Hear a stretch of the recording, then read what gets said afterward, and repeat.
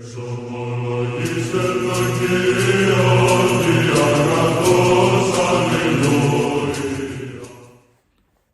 nderuar miq, të dashur vëllezër dhe motra me Krishtin, ja ku jemi së bashku përsëri në takimin ton të përditshëm Komenti i Shkrimit të Shenjtë. Jemi në datën 12 gusht dhe Kisha Ortodokse na nxit të lexojmë përsëri nga Ungjilli sipas Mateu, kapitulli 23, vargu 29 deri vargu 39.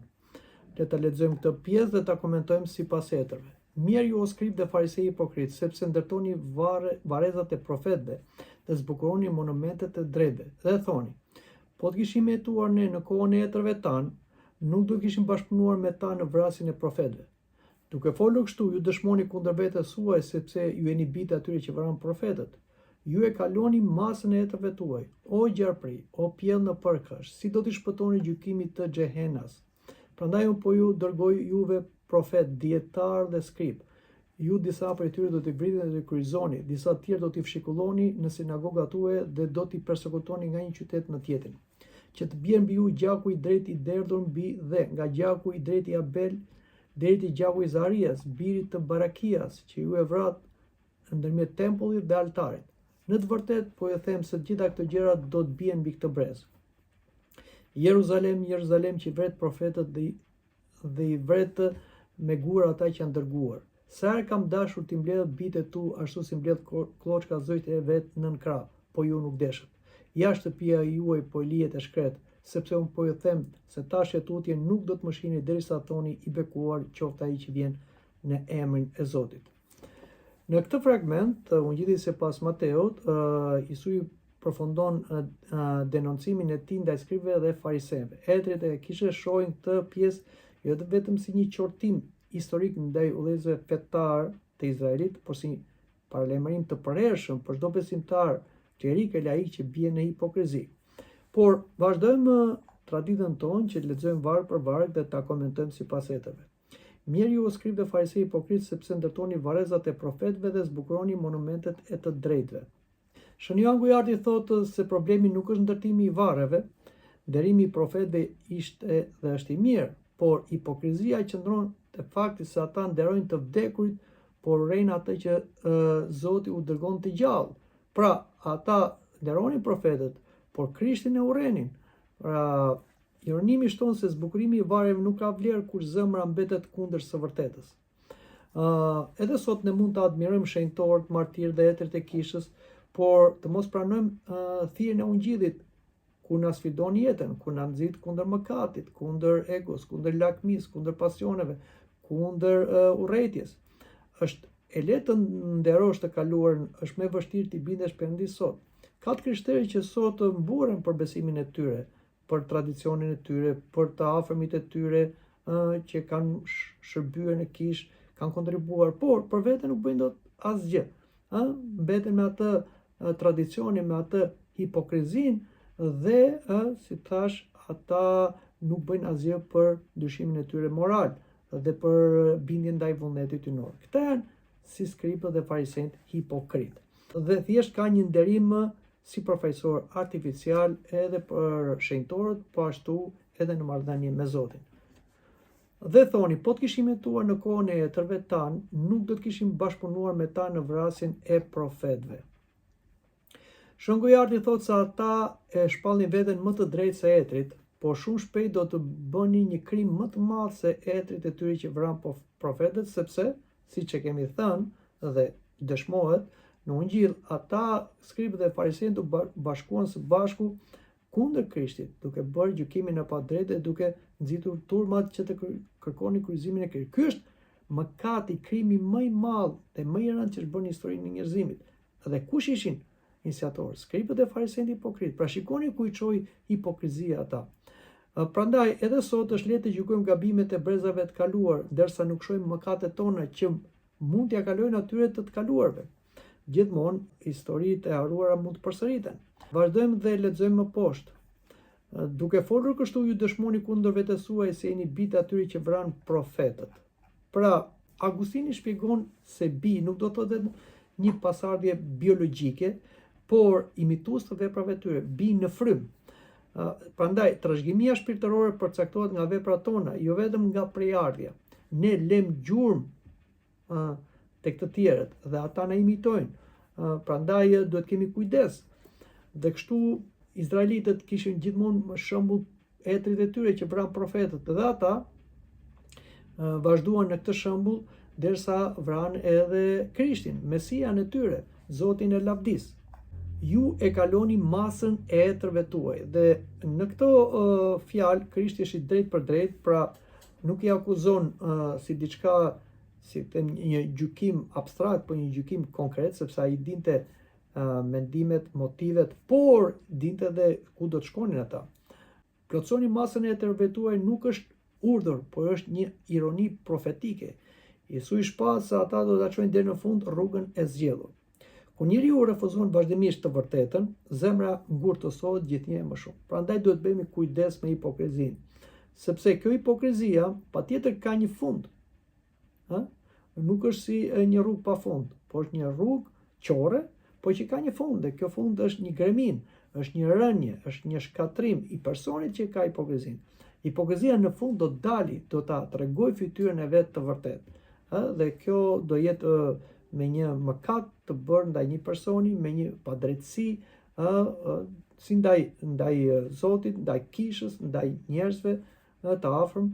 Pra çdo gjë ka një fund, ashtu si dhe këta skribët dhe farisejë hipokrit e mbushën masën e mëkateve të tyre dhe ja kaluan edhe etërve të tyre, të cilët kishin vrarë profetët, sepse ata do vrisin Krishtin.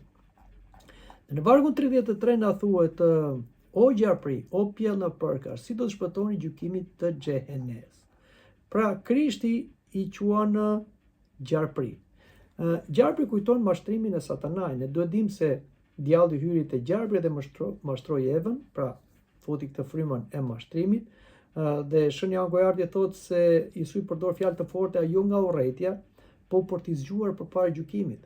Ata po esnin drejt një trendi, drejt një, si themi, një krimi të pashëmbullt. Pra, dhe Krishti ndërhyn në kohë dhe në hapësirë për t'i ndaluar, për t'i kthyer nga ai krim që do bënin ata njerëz. Pra, Zoti nuk na qorton se ai kërkon të akmerret. Pra, Zoti ka pasionin e akmarrjes. Jo.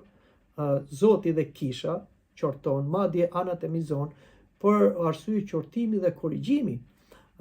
Dashuria vërtet ndonjëherë paralajmëron me ashpërsi kur rreziku është i madh. Nuk mund themi ne që duam një njeri dhe nuk i themi të vërtetën. E duam një njeri dhe nuk i flasim kur ai është në rrezik. Sa më shumë e duam, aq më shumë jemi të drejtë për drejtë me atë njeri. Aq më shumë i flasim hapur, e qortojmë hapur se duam që ai mos të mbas. Këtë dashuri kishte te Krishti. Krishti nuk kishte urrëtie para miqtë e tij, sepse ai nuk fliste ndysh edhe vepronte ndysh. Ai thoshte: falni armiqt, bekojini armiqt tuaj. Bëjni mirë atyre që bëjnë keq, po Krishti kishte dashuri, donte ti korrigjonte dhe nuk kishte mënyrë tjetër që të korrigjoheshin, vetëm nga një mënyrë e fundit që u kishte mbetur, nga një shkundje, nga një qortim që ishte edhe publik, që ata të vinin vetë. Por fatkeqësisht ata nuk e pranuan as qortimin e fundit dhe shkuan deri në fund në veprën e tyre mëkatare dhe përmbushën hipokrizinë e tyre me likësinë e pashëmbullt se ja kaluan edhe prindërve të tyre që vranë profetët. Pjell në përkash, fjala pjell në përkash nuk është kot. Duhet dini se pjella e në përkës, pra klyshi në përkës është më helmatisur se vetë ajo që e pjell, pra se në përka, se nëna. Prandaj dhe ajo kur i pjell klysht e vet largohet, sepse ka frikë se ato mund ta helmatisin nënën e vet. Kështu ishin edhe ky brez. Këta e kishin kaluar në likësi të gjithë brezave të pabes, hipokrit dhe antizot që ishin tek populli Izraeli, që ishte një popull me qafë të trash, që shpeshherë ngri kundër Zotit, kundër profetëve, duke i vrarë profetët. Të njëjtën gjë po bënin, por këta kishin kaluar gjithë masën e tyre. Dhe vazhdojmë të lexojmë vargun 34 ku na thuhet: prandaj unë po ju dërgoj profet, dietar dhe skrip, ju disa prej tyre do t'i vrisni dhe do t'i kryqëzoni, disa tjerë do t'i fshikulloni në sinagogat tuaja dhe do t'i persekutoni nga një qytet në tjetrin. Po ju dërgoj profet, thot. Kjo tregon durimin e pafund Perëndis. Perëndia nuk ishte hequr dorë nga populli i Izrael, edhe pse ishte një popull me qafë të trash, madje edhe pse do të kryqëzonte Krishtin. Zoti e duroi popullin e Izraelit. Pra nga viti 33, pra kur u kryqëzua Krishti, deri në vitin 70, Zoti e priti popullin e Izraelit, dërgoi apostujt, dërgoi njerëz me frymë profetike që t'i kthente ata, por ata nuk dëgjuan derisa erdhi pasaj ndëshkimi me pushtimin e Romës në vitet 70 pas Krishtit. Pra, e tham, Jesu i dërgoi apostujve shumë martirë të cilët u përndoqën nga vetë këta skripët e farisejnë hipokrit, siç ishte për shembull Shën Stefani, që i tregoi se ata bën një krim shumë të madh, por që Krishti u ngjall. Përsëri ata nuk donin të dëgjonin fjalët e Shën Stefanit, por e vranë me gur, duke filluar nga Shën Stefani martirizimin e kishës dhe e vazhduan pasaj dhe gjatë viteve dhe gjatë gjithë kohës. Perëndia vazhdon të dërgojë njerëz që do të dëshmojnë të vërtetën. Pyetja është nëse i dëgjojmë apo i refuzojmë ata. Zoti para se të veprojë, pra në vendimet e tija, Zoti gjithmonë dërgon lajmëtar. Dhe këto lajmëtar të Zotit duhet të dëgjojmë, sepse ta lajmëtar Zoti i dërgon për negociata, që neve të pendohemi, të korrigjohemi dhe të pajtohemi me Zotin para se të vijë dënimi kapital, domethënë dënimi përfundimtar. Kështu që izraelitët nuk i dëgjuan apostujt, nuk i dëgjuan martirët, por i vranë ata. Dhe çfarë ndodhi pastaj? Ata morën dënimin shëmbullor që u pushtuan nga romakët dhe pastaj nuk ekzistuan më si kom, si popull për gati 2000 vjet. Vazhdojmë dhe lexojmë vargun 35 ku na thuhet që të bjerë mbi ju gjaku i drejtë i derdhur mbi dhe nga gjaku i të drejtit Abel deri te gjaku i Zarias, birit të Barakias që u vrarë ndërmjet tempullit dhe altarit. Shikoni, Abeli ishte martiri i parë që u vra nga zilia e Kainit. Dhe po ashtu nga zilia dhe nga çmira farisejnë dhe skribët do vrisnin Krishtin. E kemi në gjithë nga zilia dhe çmira, jo se ata shqetësoheshin për doktrinën e Krishtit, për veprat e Krishtit, po kishin zili dhe çmirë famën e Krishtit. Dhe u ngritën gjithë bashku, bashkuan gjithë bashkë dhe bën atë gjyq pa drejtë dhe manipuluan popullin kundër Krishtit. Zaria përfaqëson martirët e fundit sipas rendit të librave të hebrejve. Kuptimi është i gjithë gjaku i të drejtëve. Pra, gjithë gjaku i të drejtë do binte mbi atë brez, sepse ai brez do të përmbushte gjithë padrejtësinë që vjen nga zilia e çmira, duke filluar nga Abeli, që u vra nga zilia e vllajt të vet Kainit, deri tek profeti Zaria që na përmend Krishti, që është sipas rendit të librave të hebrejve. Pra, çdo padrejtësi ndaj njerëzve të drejtë ka peshë para Perëndisë. Dhe Zoti do kërkoj gjykim. Ka një drejtësi absolute. Në këtë botë ne mund t'i shpëtojmë drejtësisë, gjykimit për arsye të ndryshme, por gjykimit hyjnor jo. Një ditë do përballemi me Zotin, do japim llogari për krimet që kemi bërë. Aq më tepër për të tilla raste, siç që krimi që Kaini vrau Abelin, ose që skripët dhe farisejnë të vranë Krishtin. Dhe gjaku i Krishtit flet më shumë se gjaku i Abelit, përse na thot apostulli Pavli. Jemi në vargun 36, ku na thuhet: në të vërtetë po ju them se gjitha këto gjëra do të bien mbi këtë brez. Këtu kemi një profeci të Krishtit. Shënjoja gojarti e lidhte me shkatrimin e tempullit të dytë të Jeruzalemit që ndodhi në vitet 70 mbas Krishtit. Pra tempulli i parë ishte Solomonit, tempulli i dytë ishte rindërtuar nga Herodi dhe ky tempulli i dytë do shkatrohej përfundimisht në vitet 70 mbas Krishtit. Megjithatë ekziston dhe një kuptim shpirtëror, çdo brez që refuzon Krishtin korr pasojat. E pam edhe në vendin tonë, në periudhën ateiste komuniste. Gjithë ai brez që refuzoi Krishtin, gjithë ai brez dështoi. Gjithë mundi djersa e shkoi kot, por patjetër që ishte në një tutel të madhe, në një sundim totalitar dhe gjaku nuk u nda nga shqiptarët për shkak të mëkatit. Çfarë ishte mëkati? Sepse u ngritëm kundër Zotit. Pra, aprovuam ligjin ateist dhe të prishjes së kishave, të ndalimit besim fetar. Patjetër, kjo nuk ishte thjesht iniciativë vetëm e qeveritarëve, pushtetarëve ose e kryeshtetarit, diktatorit asaj kohe. Jo, ishte dhe aprovimi i popullit, sepse populli ishte ai që e prishi. Pra, u dhanë direktiva dhe populli pranoi. Kështu që dhe dënimi ishte për të gjithë popullin. Prandaj, akoma dhe sot e kësaj dite ne i vuajmë pasojat e atyre veprimeve që bëm në kohën e ateizmit mbas 67-s. Prandaj edhe Izraeli i vuajti atë çfarë bëri ndaj Krishtit. Jo se i dënoi Perëndia, dënuan veten e tyre, sa ata nuk donin të ktheheshin. Dhe për 2000 vjet ata u ende në përbot pa pasur një vend, pa pasur një popull konsoliduar. Vetëm në 1948 ata arritën të formojnë shtetin e tyre që është dhe sot e kësaj dite. Shoqëritë që refuzojnë drejtësinë dhe të vërtetën përjetojnë pasoja morale dhe shpirtërore, tham, dhe kjo është një vërtet jo vetëm për Izraelin, por dhe për të gjithë individët, familjet, shoqëritë, popujt, siç e thamë kemi provuar dhe ne në Shqipëri. Vazhdojmë në vargun 37. Jeruzalem, Jeruzalem, që vret profetët dhe i vret me gur ata që janë dërguar. Se kam dashur t'i mbledh bitë tu ashtu si mbledh kloçka zogjet e vet në krahët, po ju nuk deshët. Ja pra Krishti tregon dëmshurinë e tij. Ky është një nga vargjet më prekse të Ungjillit. Shon Johan Gojarti vëren se Jesui nuk flet me zemërim, por me lot, po vajtonte për Izraelin, për Jeruzalemin, sa i shikonte të ardhmen. Figura e kloçkës tregon dashurinë mbrojtëse të Krishtit, se kloçka i fut zogj në krah dhe ndeshe me skifterin, ndeshe me gjarprin dhe nuk i jep zogj. Kështu dhe Krishti ishte gati të ndeshe me armikun, me gjarprin e moçëm, për t'i mbrojtur Izraelitët në fillim, sepse ai popullin Izraelit kishte ardhur në fillim, për delet e humbura të Izraelit, por ata nuk donin. Shën Augustini thekson se Perëndia dëshiron shpëtimin, por nuk e detyron njeriu. Krishti vazhdon të tharrasë çdo njeri. Refuzimi nuk vjen nga mungesa e dashurisë së Perëndisë, por nga liria e keq përdorur e njeriu. Vargu 38 na thot: ja shtëpia juaj do të lihet e shkret. Si do kuptojmë këto fjalë shtëpia juaj? Shtëpia nuk kupton tempullin dhe jetën fetare që kishte humbur praninë e Perëndisë.